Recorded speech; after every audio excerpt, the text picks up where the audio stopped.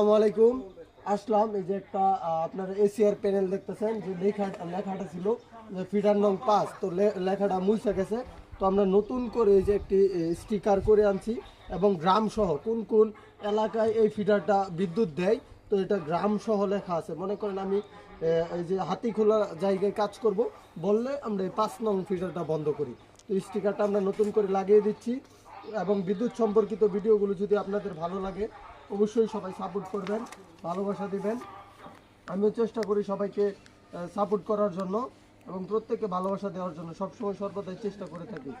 তাই সবাই আমাদেরকে সাপোর্ট করবেন এবং সকল বিদ্যুৎ কর্মী ভাইদের জন্য দোয়া রইল। এই যে কাছে কাছে আসো, কাছে আসো।